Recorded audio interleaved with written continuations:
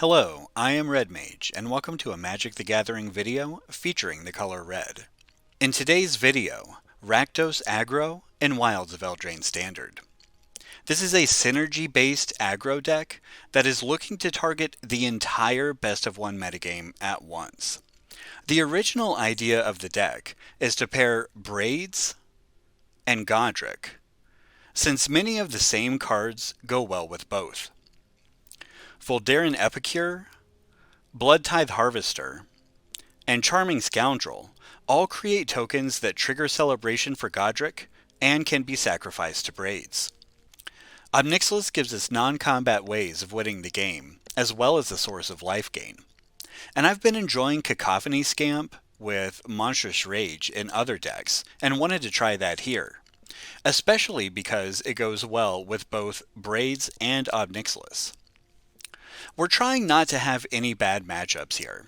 We've got good, efficient removal with a little bit of life gain for aggro, speed as well as late game reach for control and ramp, and we go both under and through mid-range decks thanks to our speed and black removal spells. The trying to be good against everything approach is applied to our removal spell selection as well. There's an Annihilating Glare instead of just 4 Go for the Throats, so we can target artifact creatures and planeswalkers. And we're playing 2 Play with Fire, even though Torch the Tower is better against creature decks, because we want to be able to finish off control and ramp decks. If you are tired of playing against decks that you feel like you can never beat, then this is a deck you can play to have a good shot against everything. This is also a deck that has lots of interesting and rewarding, if difficult, decisions. You really want to know your role and focus on what actions the specific game conditions you're facing warrant. This deck is also fairly customizable. Depending on what kinds of decks you want to beat most, you could make alterations to favor those matchups. I hope you enjoy the gameplay, and we'll be back at the end to wrap up. I like this hand a lot. We actually can guarantee a turn 3 Braids by making a treasure token with Scoundrel, which, if we draw a land, is also useful for sacrificing to Braids.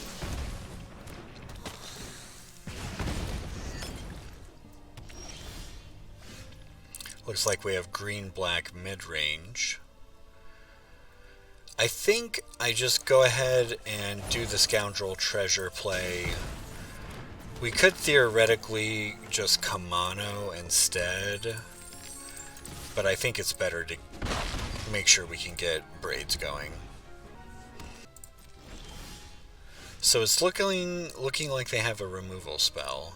So either way, we just attack first.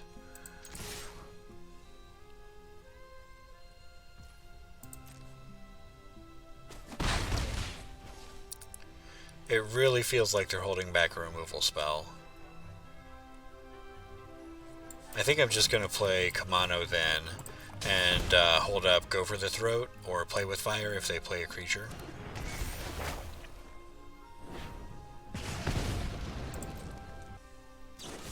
Yeah. They probably were waiting for a juicier target. They may or may not have had a Go for the Throat to kill the Braids. But that's definitely a pattern you see sometimes. They hold up Go for the Throat, and if they don't have anything good to kill, they... This is my cut down home, a small and I don't creature. appreciate it when people touch my things. Okay. I mean, it's just to play with fire, right? I mean, obviously, it has to be. It's tempting to play with fire the Liliana. Wow, discarding a Nissa. I'll take that exchange.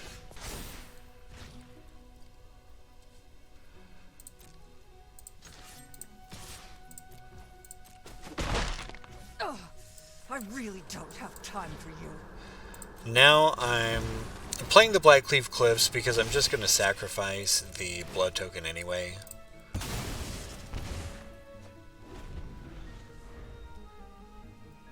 I think the treasure is potentially more valuable, although if Braids lives, I will certainly be looking to sacrifice that next turn.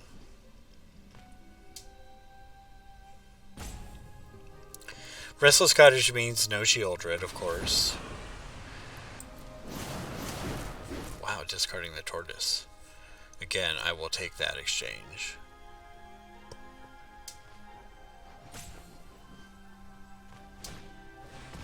What? Oh, they're just playing it as a 3/3. This thing. Well, I'm cool with that. That means we kill all their stuff.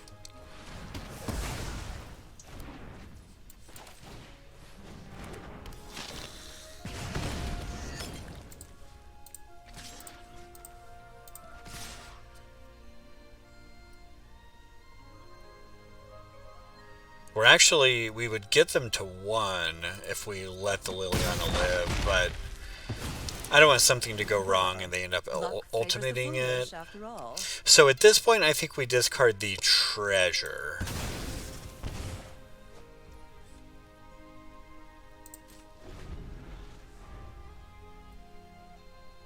Since we didn't have anything left in our hand, we might want to cycle any land we draw.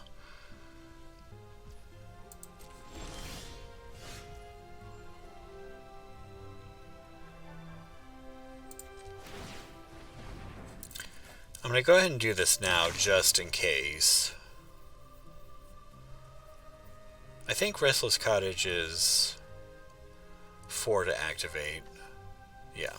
So, well, we'll see.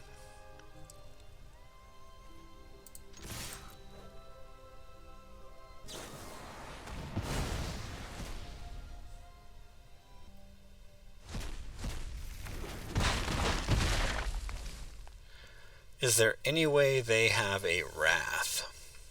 I can't imagine.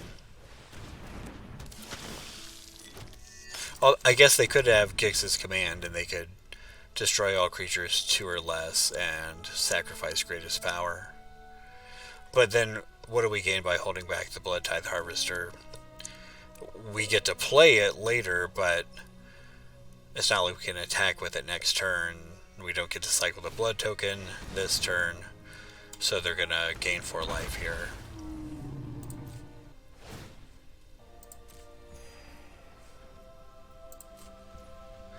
So, again, we're going to get them to 1. They have to block the Harvester. So I don't think there's any reason not to cycle now. Okay, we got there.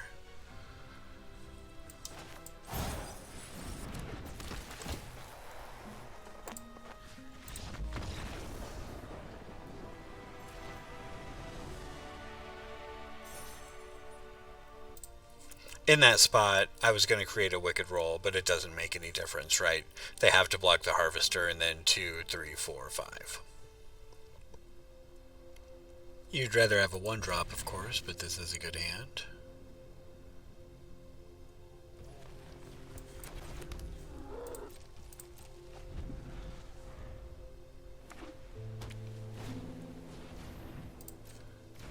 I think we go ahead and play this since we have another removal spell. So here I'm going to put a Wicked Roll on the Scoundrel, since we've got 3 mana already.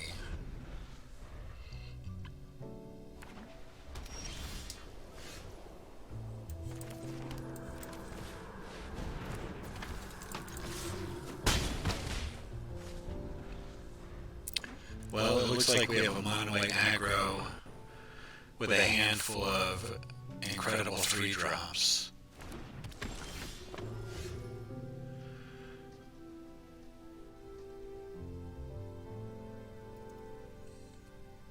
I don't think we need to go for the throat here necessarily.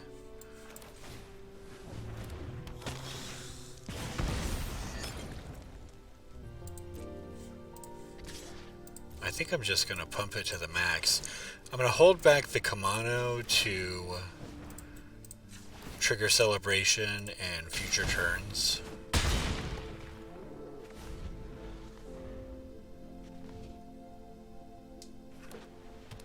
It's likely we're going to go for the throat next turn anyway, and so we'd be wasting Kumano's trigger, which is not the end of the world, but... So we're going to get lifelink here. I think I'm down to double block. If they don't have anything, then it unlocks or go for the throat. Not that we can kill the Seraph with it. And if they do, we at least get whatever they have out of the way. I mean, I'm kind of okay just trading with the Seraph.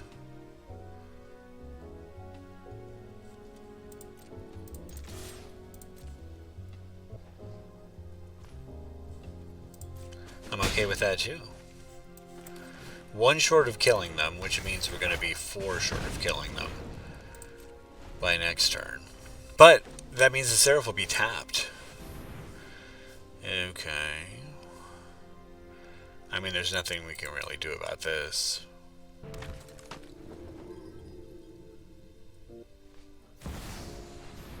Huh. That's interesting.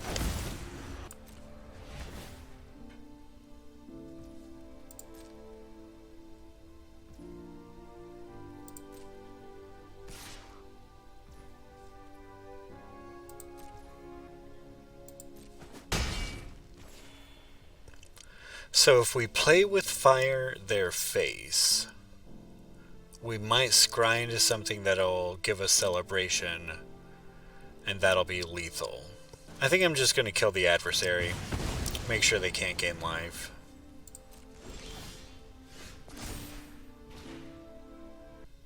So it almost doesn't matter, because we can torch the Peacekeeper now, let the Seraph...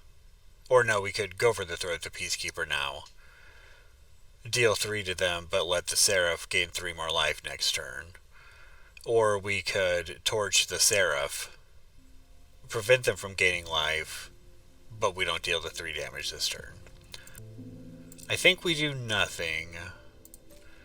And we'll just do... It'll depend on whatever they pick with the Seraph. Oh. Okay. They have a 1-drop, they do. But that Hopeful Initiate doesn't do too much. Okay. So we're going to end up torching the Seraph and go for throating the Paragon.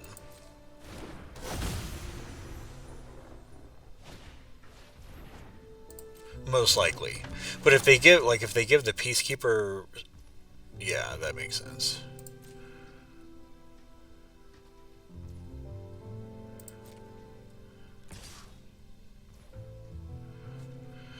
It's really unfortunate here that we have to be so mana inefficient, but it is what it is. I think we still keep it, but I think next turn we're gonna be go for the throating the Sarah Paragon. So I suppose that's the plan, because we can't let them cast the adversary next turn. So I guess we go for the throat, don't attack, and next turn we'll Epicure, and we can pump enough for the win.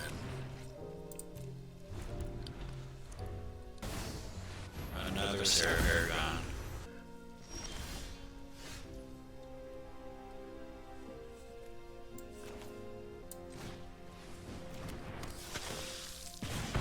I guess we can force them to chomp, obviously.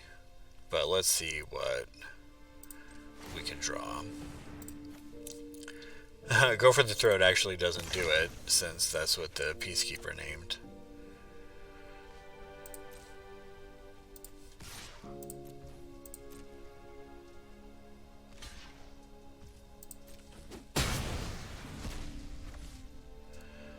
So we definitely hold on to the Haunted Ridge in case we draw something that makes a blood token.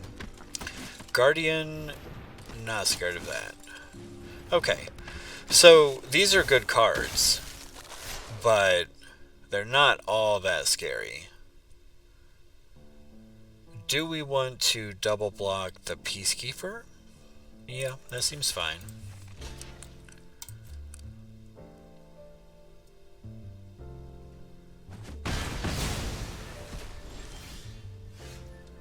There we have it.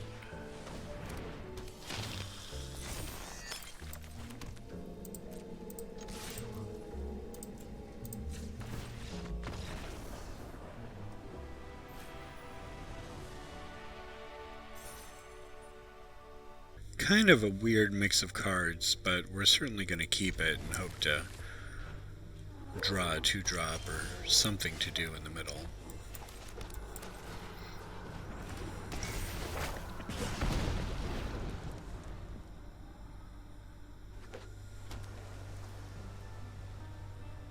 Blue-white control.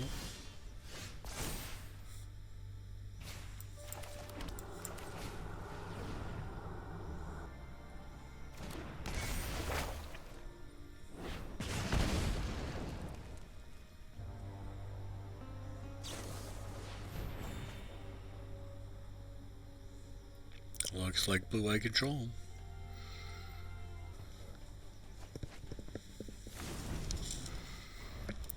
Discarded Sunset Revelry. Are you kidding me? Well, that is an incredibly bad sign for us.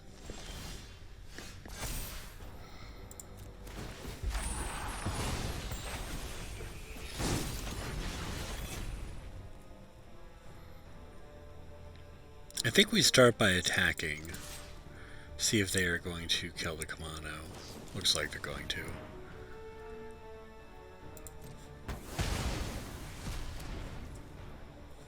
In that case, we'll go ahead and play the Harvester now. Get the Kumano trigger value.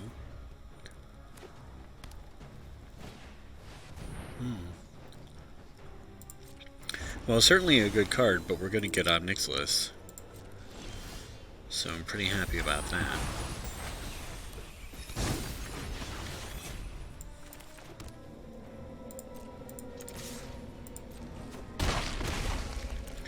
The question is, do we want to get more loyalty or keep our higher power creature? I think we want to kind of just race to the top with the Ob Nixilis, so let's do that. And by race to the top, I mean race to the ultimate. Call me their adversary. I like that.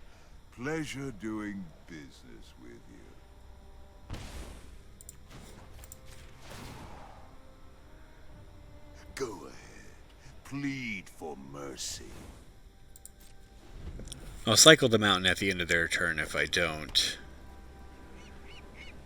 have any reason to do something else.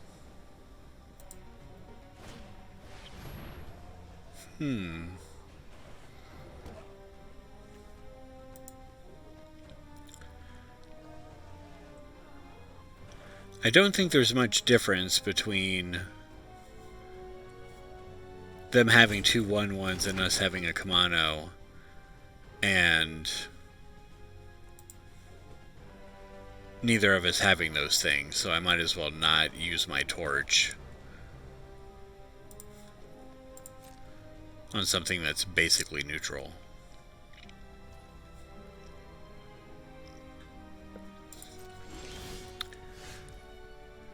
I'm just waiting on all of this because I'm not sure. You know, probably they're just going to Faithful Mending here.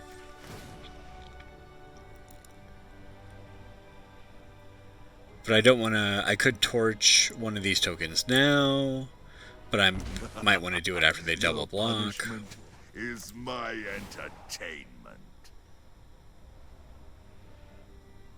By coin or carnage. Tribute. It should actually tell us whether they have a Wrath or not. Now they could try to trick us, but if they just chump, Wow, they don't block at all? That's going deep. If they had a Wrath, I mean, it's not impossible. So, should I play a mountain to play around Make Disappear? They can't just sacrifice one of their tokens anyway. Oh, that's probably why they didn't block. They're going to try and keep the Ob Nixilis in check. Obviously. Okay. Well, in that case, I think we make them do it. We're going to sacrifice the blood token to the Braids anyway if it resolves. Looks like they have a Make Disappear. They sure do.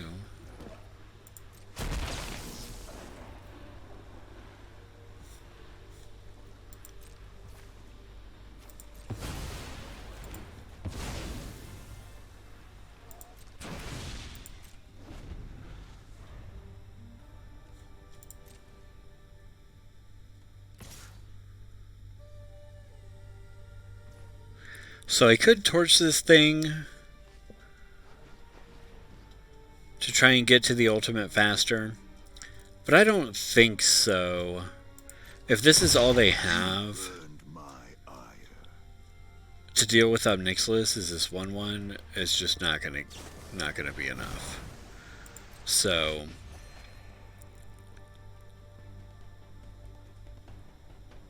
especially, there's a decent chance they're going to have to cast a Wrath at some point to survive, especially if we draw more creatures, and if they're going to kill their own 1/1 anyway. That's a Sunfall? Okay. It's a little sus. Alright, well. Keep doing the thing.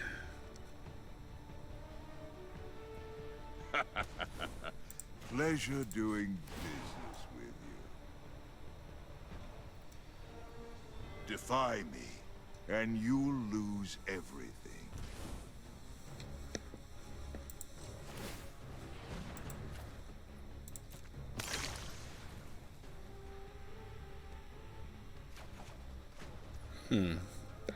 That's pretty good.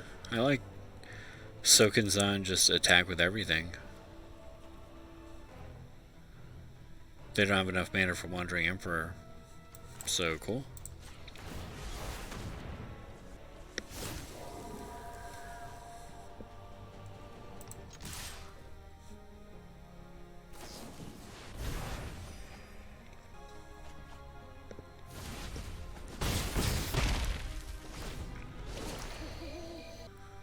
Yeah, we do let them flip with the Celestis. That is unfortunate.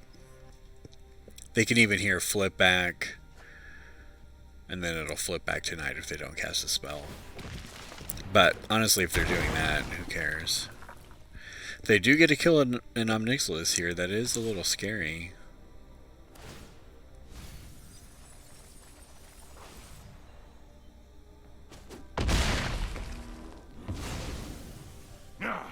Wipe that smug look off your face.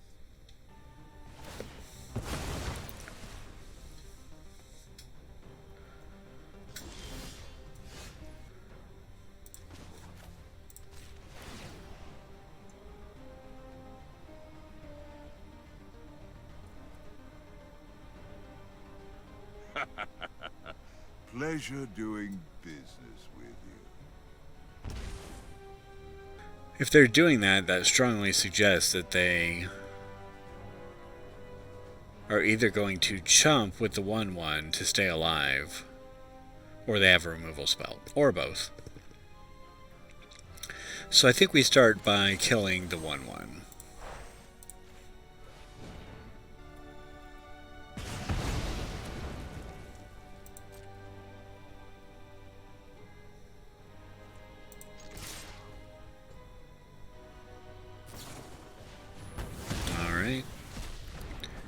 They had the removal spell, but they're in a pretty bad spot here. Ob Nixilis will ultimate. There's no way they can... I don't think there's any way they can gain enough life to get out of range. Especially if it doesn't involve killing the 1/1s also.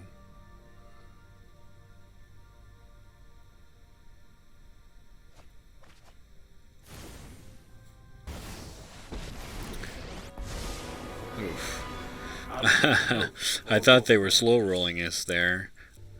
Become subdued. Alright, so yeah, they just have no answer to the Ob Nixilis. Great.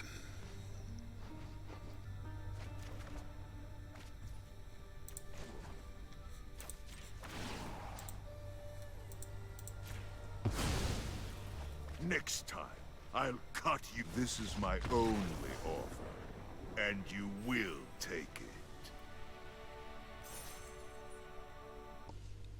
This is great. A nice fast hand.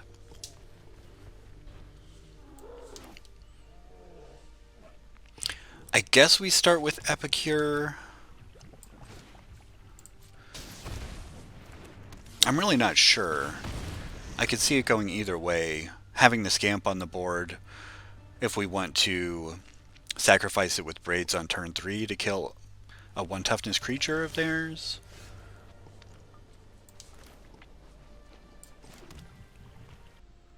I guess we just get the Harvester going. I was going to play Scoundrel and put a Wicked Roll on it since we drew a land for Braids, but it's probably better to get our non-haste creatures, and they might play something we want to kill, although Shipwreck Marsh, there's a good chance that means this is Esper control rather than some kind of black-white creature-y deck. Alright. Well, it looks like they don't have anything. We're definitely just playing Braids here and sacrificing a blood.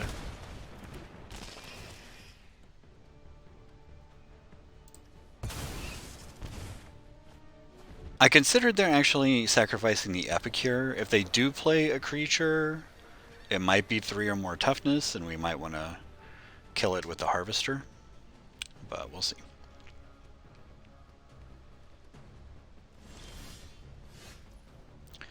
So here, rather than playing a Scoundrel, I'm just going to attack with everything, and if they kill the Braids, which I think there's a reasonable chance they will do, I'll play the backup Braids.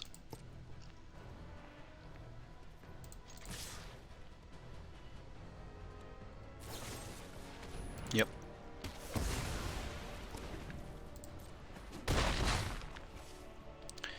And I'm going to keep the Sokenzan to channel.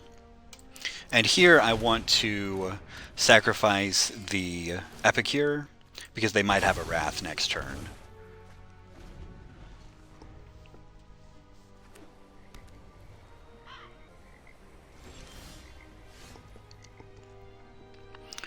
So, I mean, this looks like Wandering Emperor most likely, right? They take the Braids, go up to 8. We will be 1 short if we play 2 Scoundrels. But, I mean, they would be at 1, and then if they Sunfall or something next turn, we'll have Sokenzan to finish them off. It seems fine.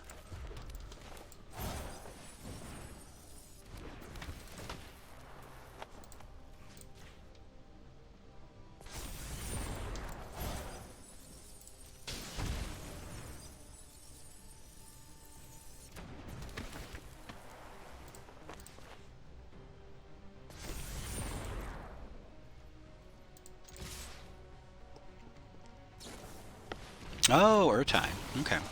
I mean, this is fine. They're going to kill 2 of our creatures, but we still draw a card, and they're still... You know, I mean, if they have a Wrath here, they're just dead from the Wicked Rolls. Which I guess was... You know, even if they had Wandering Emperor like we thought, that would still be the same.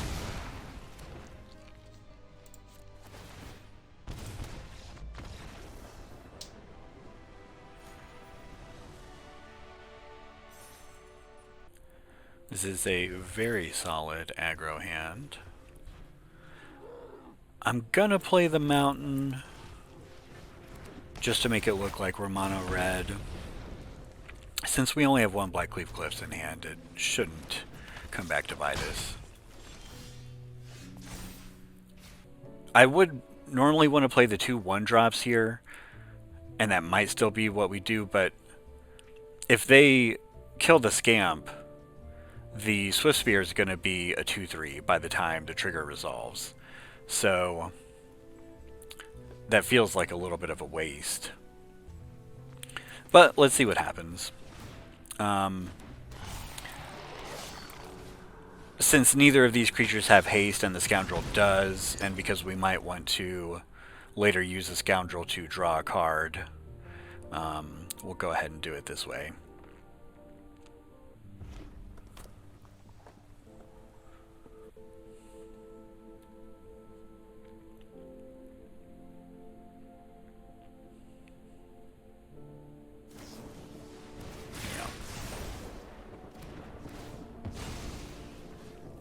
So we can save 2 life by targeting the Swift Spear, or we can deal 2 extra damage to them.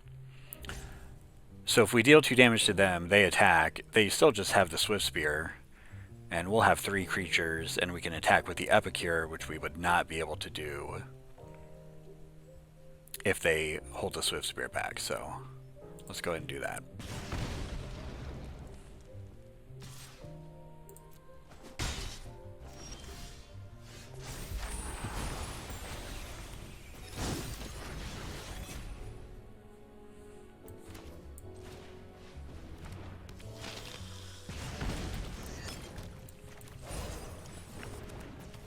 Just going to put a Wicked Roll on the Scoundrel here and kind of go to town. We've got blood tokens to cycle the mountain, so I don't want to discard it to draw with the Scoundrel.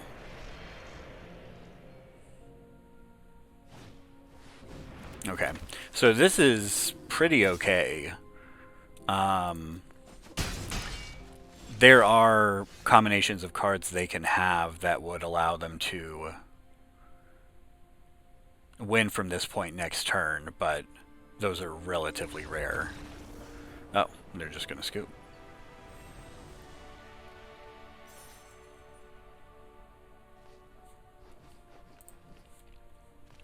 I don't think they would have done that if they knew that we had 2 lands in hand. But we would start here by tapping the mountain to cycle the Sulfurous Springs. That leaves us 2 black sources in case we draw Braids. And then if we didn't draw anything relevant, we would cycle the mountain as well. See what we can do. This looks like a great hand. We've got the Kumano into Goddric play.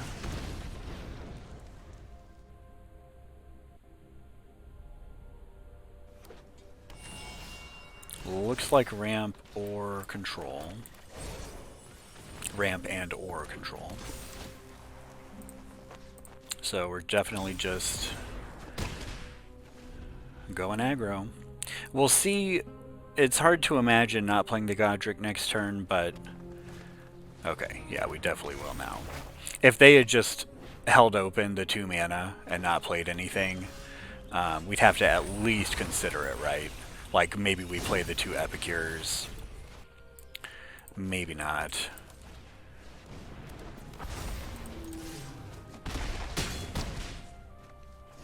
So they definitely need a Wrath. And even if they have that, oh, no Wrath, okay, well.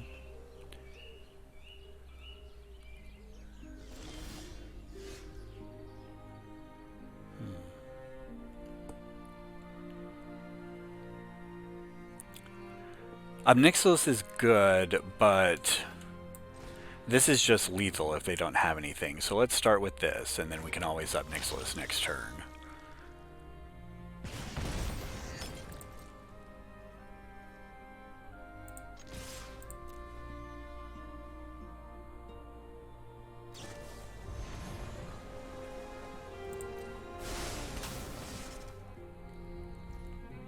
Okay.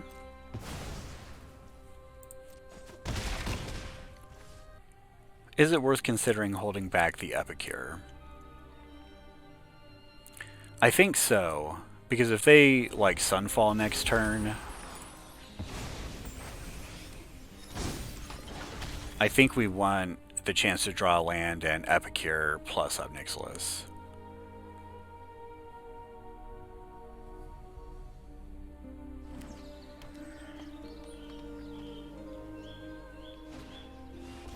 Yeah.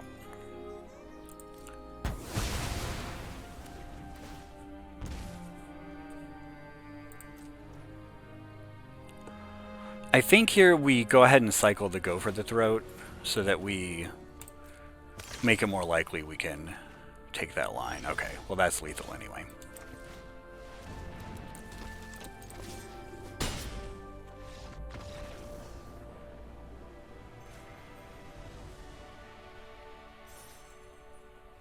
This is an incredibly slow hand, but it is also an incredibly powerful hand. Especially on the draw, I think we keep it and just hope that we draw 1 and 2 drops. Thran Portal. Okay. Well, we don't have anything we can do on turn 1, so we just play the Haunted Ridge tapped.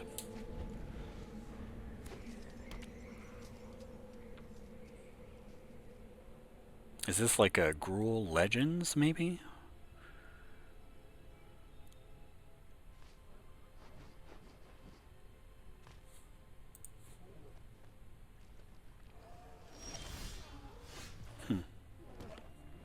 Okay, well, I'm definitely just going to play the Scoundrel. It kind of looks like they have a removal spell and they're just holding it up. So I think I just want to make a treasure token. That gives us more flexibility with mana in the upcoming turns and gives us something to sacrifice to Braids. Okay. Okay, this is like a prowess type of deck.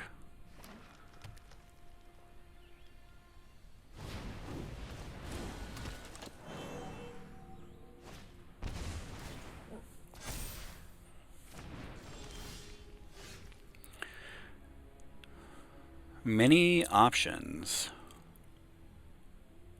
I wonder if they have some kind of crazy all-in-one turn situation that they're going for. We could just kill this thing, but it costs us our whole turn. So I think we hope that's not what's going on. Or that it's, you know, not enough to kill us from 20. And next turn we might go for the throat, that plus another thing, or be able to respond to a protection spell, depending on what they do.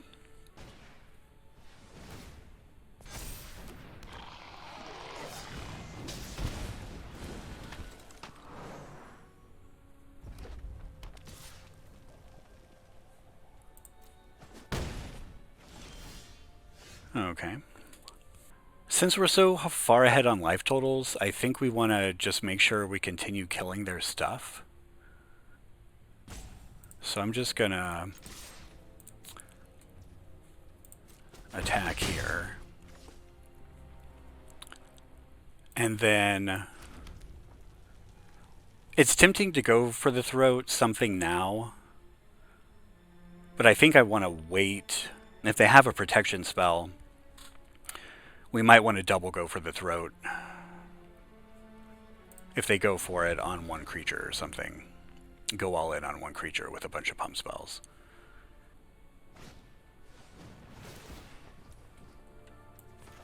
So we definitely have to go for this. I mean, we don't have to, but we don't want them to draw a card, so we're going to go for that now. Alright, they're going to let that go and presumably kill the Scoundrel. Oh, targeting face. Do they think they can kill us this turn? I mean, that is what that implies.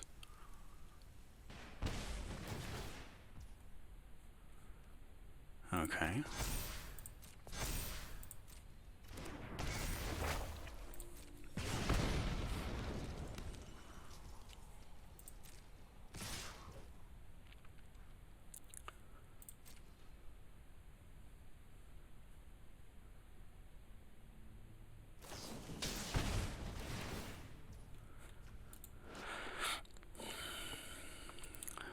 So just gets +2 +0, okay.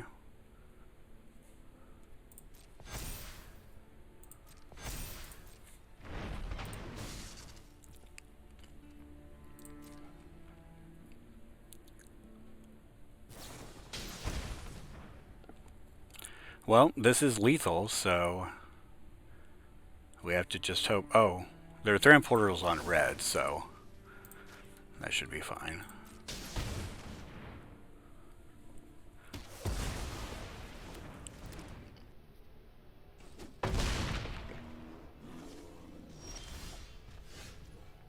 Okay, so we have 6 total mana here.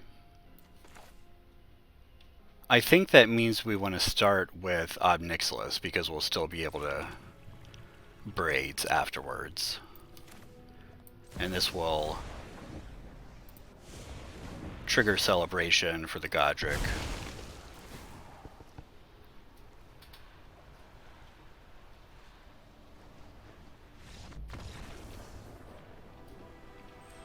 Alright, that was super scary, but we got there. This is an interesting concept, really just unloading to the max with pump spells. I wonder what other creatures they play. Probably Picnic Ruiner, right? That's the main other creature that they're trying to do this with. Picnic Ruiner and Monastery Swiftspear. That's cool. Noted Magic content creator, by the way, the one Jame. And we're back to wrap up. You got to see in those games how this deck can win against every different kind of deck. There's no deck you can play against that will make you think there's just no way that I can beat this deck. Now, honestly, I'm happy to play against really anything. There's no deck in the format that I'm really scared of playing with this deck. It's just that you're not going to have a huge win percentage against any individual deck. I went 7-6 with this deck, which is just under a 54% win rate. That's not super impressive, but it's also roughly what you can expect for most decks on the best of one ladder. Part of what works about this deck is that you can use the Epicure, Harvester, and Scoundrel to cycle away the cards that you don't need in certain matchups to try and get the cards that you do need. As far as any changes to the deck, the original version that I played in a video a couple months ago had, instead of the Cacophony Scamp, 4 Spiteful Hexmage, and then I played 4 each of Braids and Goddric and no Ob Nixilis, as well as 1 Shieldred in that version. I'm not sure which of that versus this is better. I would say that there's ups and downs of both. You certainly have more synergy with the Spiteful Hexmage. You can sacrifice its roll token to Braids or Torch the Tower. But Cacophony Scamp can do some pretty incredible things too, and we didn't necessarily get to see its full potential in the games that I played with this deck. The deck list is in the description. If you decide to give this deck a try, let me know what card choices you went with and how that worked for you, and I'll see you in the next one.